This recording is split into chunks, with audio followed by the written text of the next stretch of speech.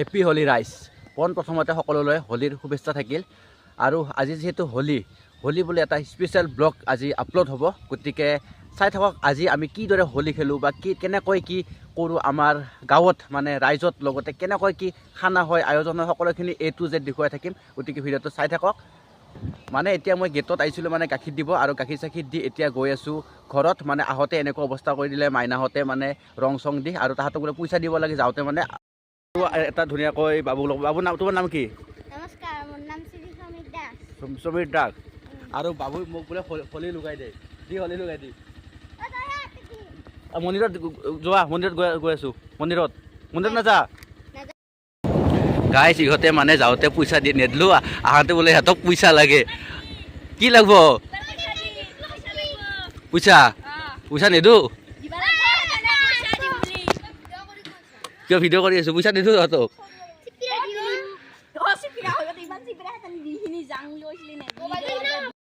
মই তাৰমানে আহি আছোঁ গেটৰ পৰা আহি থাকোঁতে সিহঁতে মানে ৰাস্তাত আগৰিলে পইচা লাগে বোলে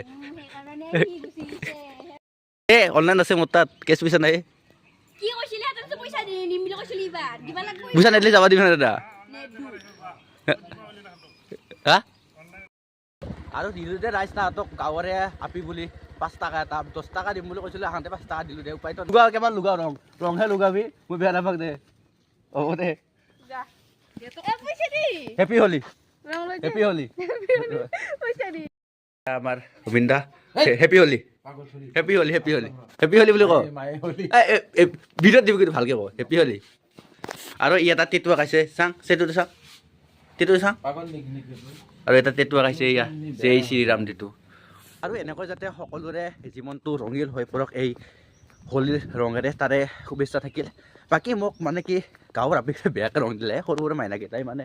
সেনেকৈ যাই থাকোঁতে পইচা নিদিয়াৰ কাৰণে ভাল লাগে দিয়কচোন আৰু এতিয়া গৈ আছোঁ মই মন্দিৰত মানে যিহেতু আমি ৰাইজ হিচাপে হোলী খেলাম ন তাৰ কাৰণে মেইন পইণ্টটো হ'ল মন্দিৰ প্ৰথমতে মন্দিৰত যাই লওঁ তাৰপিছত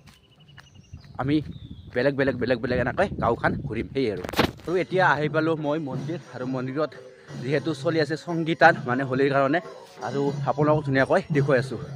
না বাবুহঁতে আহিছে হোলী খেলবা কি নাম বাবু তোমাৰ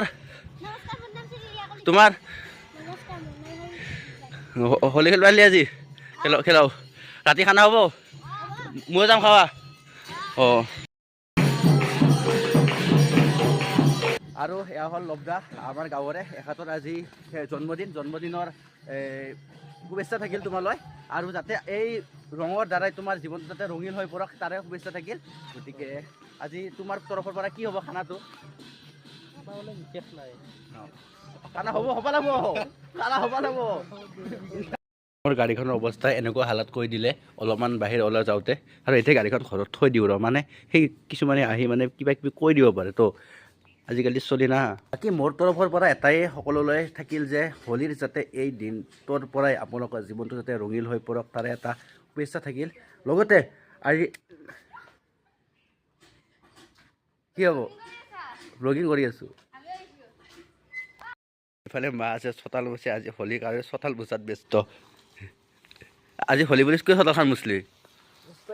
কিয় অঁ মা মানে চোতালখন পুৱা মোচা নাছিল মই ক'লোঁ যে আজি হোলী চোতালখন মুচ মায়ে আৰু ক'লা নুমুচো নেকি পিছত আৰু এতিয়া মুচপাই লাগছে বহুত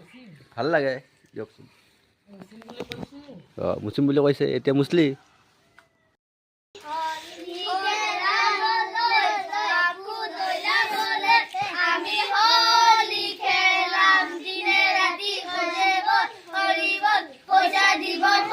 পইচা দিবৰ হ'ল ক'ৰ পৰা আহিছা তোমালোক বাহাজানী তিতাৰ পাম তাতো বাপা বাহাজানী তিতা পাবৰ পৰা আহিছা দে সকলোৰে একবাৰ নামকেইটা কৈ দি তোমাৰ পৰা তোমাৰ তোমাৰ নমস্কাৰ মোৰ নাম শ্ৰী নিবিজা কলিতা তোমাৰ নমস্কাৰ মোৰ নাম শ্ৰী হৰ্ষিতা কলিতা তোমাৰ নমস্কাৰ মোৰ নাম শ্ৰী কংকনা কলিতা আৰু সেয়া আমাৰ ৰাইজৰ মানুহ আৰু হোলী খেলিব গৈ আছে আৰু মই তালৈকে গৈ আছোঁ হেপী হোলী আৰু হোলীৰ বিষয়ে কিয় কবি গাঁৱে গাঁৱে আমি এতিয়া গৈ আছো নিজৰ গাঁৱতে আৰু আমি আজি হোলী খেলাম না কি ৰাতি খানা খাম ৰাতি খানা হ'ব কালি কি হ'ব কালি ফুল হ'ব কালি পুখুৰীত হ'ব কালি হয় ভাল কিয় কবি একদম কলা বলা ৰাঙা বাগানতো কলা মানুহটো কলা ৰাঙা বস্তু হৈছে কি বুলি কয় এইটো আজি হোলীৰ বিষয়ে কি কবি একদম বঢ়িয়া আৰু সকলোৱে সুখৰ জীৱন কটাওক হোলী আনন্দ লয় এইখিনিয়ে ক'বলগীয়া আৰু আমি এয়া ৰাইজৰ লগত পুৰা হোলী খেদি ঘূৰি আছো গতিকে এইখিনি মাৰিছো একদম মানুহ বেলেগ একদম মানে এনেকুৱা প্ৰথমতেতো বঢ়িয়া হৈ ওলাই আহিছিলো কিন্তু ৰাইজে মানে একেবাৰে সকলোৱে মানে হোলী খেলিলে মোৰ লগত ময়ো খেলিছো সেয়াই আৰু আজি ৰাতি খানা হ'ব খানা একদম খানা মেইন খানাৰ কাৰণে একদম মানে আমি ৰেডি হৈ আছো আজি বহুত ডাঙৰ খানা হ'ব আমাৰ ৰাইজৰ কাৰণে ছাগলী মাংস আমাৰ শংকৰ দাস মই কি ক'ম আৰু আহিলো আৰু ৰাইজৰ লগত ঘূৰিবলৈ গাঁৱৰ এটা ভৱিষ্যত ইয়াৰ কাৰণে কি আমি সমূহ অসমবাসীক হোলীৰ শুভেচ্ছা জনালো আৰু বিশ্বকুৰা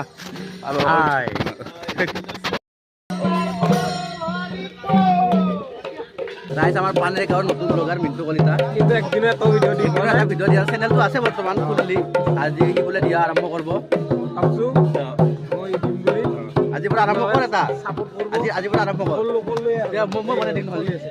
আৰু এইবাৰে পলিচি হ'ল আমাৰ গাঁৱৰে গাঁওবুঢ়া আজি হোলীৰ বিষয়ে আপুনি কিবা ক'ব বিচাৰিছে যিখিনি মানুহে চাই আছে ভিডিঅ'টো কিবা এটা কৈ দিয়ক আজি হোলীৰ দিনত গতিকে মোৰ লগতে মোৰ ৰাইজৰ লগতে গোটেই অসমবাসী ভালে কুশলে থাকক তাৰে শুভ কামনা জনালোঁ এতিয়া ক'ব লগা আৰু পইচা দি যা অলপ দেৰিকে হেপী হোলী অলপমান দেৰিকে বাইকখন লৈ অনাৰ কাৰণে শুনলি এনেতো হ'লে হয়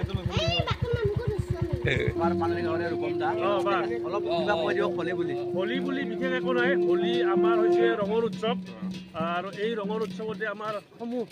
পানীবাসী ৰাইজৰ যাতে মনবিলাক ৰংগমঞ্চ হৈ থাকে তাৰে কামনা আৰু আপোনাৰ কাছে তাল বজা দায়িত্ব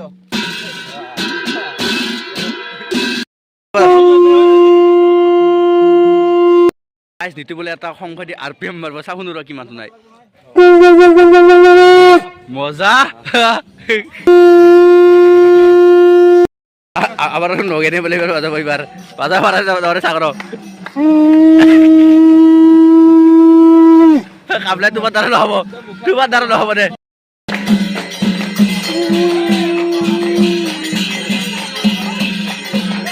ৰাইজ আমি এতিয়া মানে ঘূৰি আছো আৰু প্ৰায় আধা গাঁও ঘূৰা হ'ল আৰু আধা আছে প্ৰায়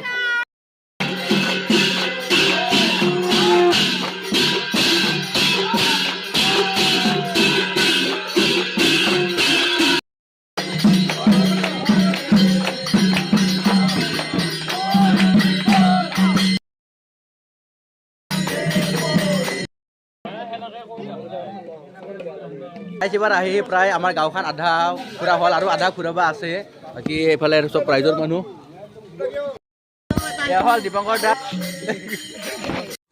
আৰু এজন হ'ল আমাৰ গাঁৱৰে গাঁওবুঢ়া তেখেতৰ এনে মূৰত চুলি নাই আৰু তেখেতক এনেকৈ ৰং সানি দিছে চাওক মানে এজন মাথাটোত কেনেকুৱা দেখা হৈছে ভাবি চাওক আৰু এইফালে ৰাইজৰ ইমান মানুহ ধৰি আছে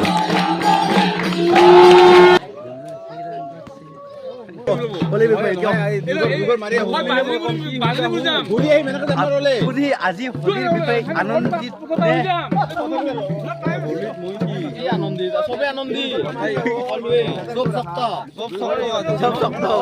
এতিয়া বৰ্তমান গৈ আছো গাঁওখন আধা হ'ল আৰু আধা হোৱা নাই আৰু মাজে মাজে এটা দুটা মানুহ কমি যাই আছে বৰ্তমান যিমানে সেই হিচাপে মানুহৰ ভোক লাগছে আমি গোটেই গাঁওখন ঘূৰি আহিম আমি চব আমাৰ দেহাত শক্তি আছে আমাৰ আৰু এয়া হ'ল আমেৰিকাৰ সুদূৰ আমেৰিকাৰ পৰা আহিছে বিশ্ববিখ্যাত আৰু আমি আহি এটা শিৱ মন্দিৰ পালোঁ আৰু ইয়াতে এটা ধুনীয়াকৈ সকলোৱে নাম ধৰিব আৰু নামৰ লগতে অলপ এটা সেৱা জনাব আৰু ৰাইজ এতিয়া খোলটো মানে লৈ কিনে বজাই আছোঁ কিন্তু একদমেই নাজানো মই বাজাব খোল চোল আজি অকণমান ট্ৰাই কৰিছোঁ এনে শিকাটো ভাল শিকিব লাগে এইবিলাক বস্তুৰ প্ৰতি যদি এতিয়াই নিশিকোঁ কেতিয়া পিছত শিকিম সেনেকুৱা আৰু মানে শিকাটো ভাল অলপ চাই আছোঁ ট্ৰাই কৰি কিন্তু জানা নাই আৰু চেষ্টা কৰিম ৰ'ব শিকিব অলপ এইবিলাক বাজনা বাদ্যৰ প্ৰতি ৰাইজ আৰু এয়া হ'ল আমাৰ চৈত মাহৰ চৈতালি যিহেতু আজিৰ পৰা যিহেতু চৈত মাহ আৰম্ভ তাৰ কাৰণে এই চৈতালিডাল ল'ব লাগে এটা মাহ মানে বহাগৰ আগদিনালৈকে না মানে বহাগ মাহৰ আগদিনালৈকে চ'ত মাহৰ বিহুলৈকে মানে চ'তৰ দমিলৈকে এই চৈতালিডাল থাকিব লাগে আৰু চ'ত মাহৰ লাষ্টৰ দিনা এই চৈতালিডাল একেটানে ছিঙিব লাগে তাৰ এটা নিয়ম গৰু বিহুলৈকে আৰু সেয়ে আজি চ'ত মাহৰ যিহেতু চ'ত মাহৰ প্ৰথম দিন আৰু ফাগুন মাহৰ শেষ গতিকে ফাকুৱাও শেষ ফাগুন মাহৰ শেষ আৰু বাকী এতিয়া মই আহিছিলোঁ ঘৰত মানে এতিয়া ভাত চাত খাওঁ ৰাইজৰ মানুহ আহি আছে গা পা ধুওঁ মানে গাটো খেচৰা লাগি আছে গা পা ধুই কিনে ভাত চাত খাওঁ ভোক এটা লাগি আছে ৰাতিপুৱা গা ধুইছোঁ কিন্তু তথাপি আৰু একবাৰ ধুওঁ বাকী চাই থাকক ৰাতিও খানা চানা হ'ব কেনেকৈ খানা হয় কি খাওঁ চবখিনি দেখুৱাই থাকিম গতিকে চাই থাকিব